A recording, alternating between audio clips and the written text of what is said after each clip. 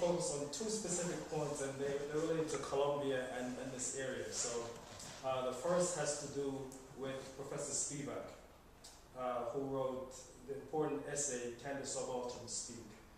And so as we're talking about narratives, one of her primary perspective is that in a discourse that's predominantly dominated by the master narrative, as you mentioned, or that there's a lot that is unsaid.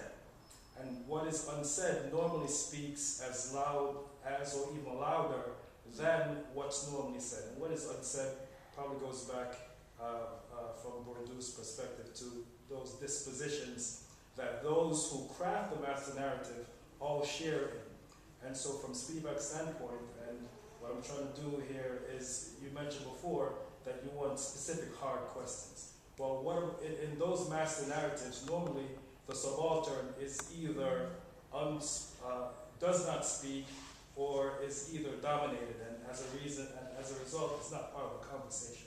So how does both of your work actually tackle and deal with that, the subaltern aspect of non-spoken narrative? I thought we would talk about spoken narratives.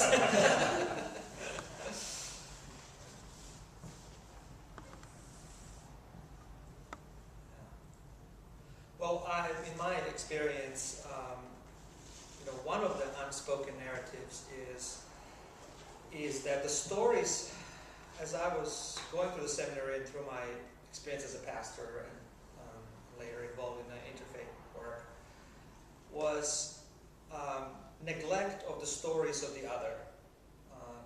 Why are those not there?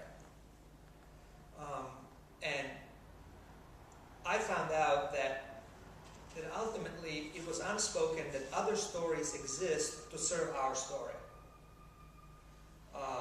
If you take it to the biggest extreme is,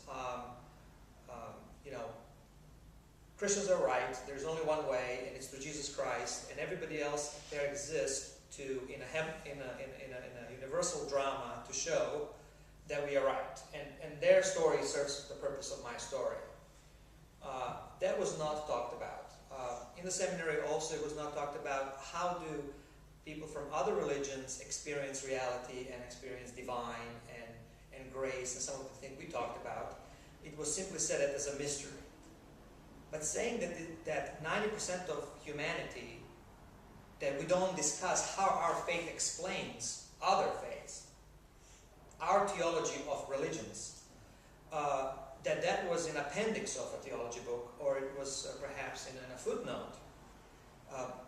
I only understood that after I was released from the seminary and realized that most of the world is in a footnote.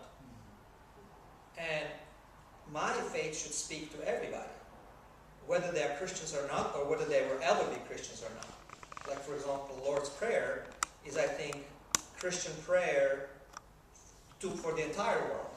This is what we offer. This is what we think should happen. People should forgive one another. Everybody should have bread. We should be delivered from difficult places, and goodness should prevail in this world. So that's a prayer for the whole world. But it was all framed to serve, my belonging to the group and my story, which is important. It's very important to do that. But I think in today's day and time, the strong cities are cities that are not surrounded by walls, but are cities that are surrounded with bridges and highways, and they are connected through, cell phones and everything. The city that is isolated, the city that used to be strong in the past is now weak. And I think our faith, if we don't have enough these connections with the stories of others and bridges, we weaken our own self. It actually limits us to go deeply into our own experience. And so that comes to mind to me. That I regret were unspoken. Yeah.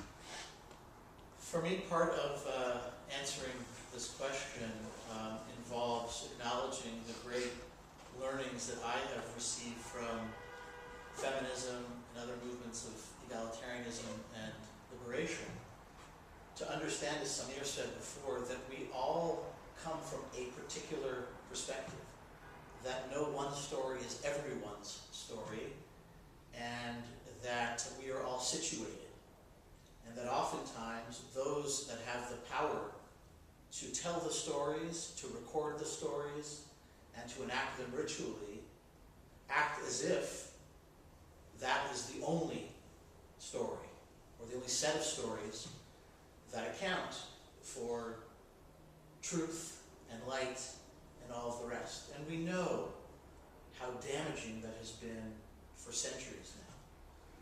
So the question is, in this post-triumphalist age, or as we aspire towards one, I shouldn't announce its arrival just yet, given the many instances of religious and other forms of bigotry and violence. But as we think about the interaction of religious communities, not so much in competition, but in conversation and in cooperation, I think part of what we are grappling with is an understanding of the many stories of humanity and of the earth itself, and the ways in which we can account both for issues of particularism and universalism. For example, the very notion of storytelling is universal. It's a modality that invites all of us to participate in it. And of course, each and every one of those stories is a particular shape, color, and texture. And I think as we continue the work of interreligious dialogue, study, and action, in whatever context that is taking place, we have to hold that tension. We have to understand that on the one hand, there is much that we share in common, and on the other hand, that each of us and each of our communities has a specific shape, color, and texture. And just as no two people are alike, so are no two religious traditions. Of course, what we also know is that no two Jews, Christians, Muslims, Hindus, Buddhists, atheists are alike. And I think in my own growth and development, I owe that insight especially to the readings and the encounters with religious and secular feminists and other activists and teachers in movements for equality and liberation.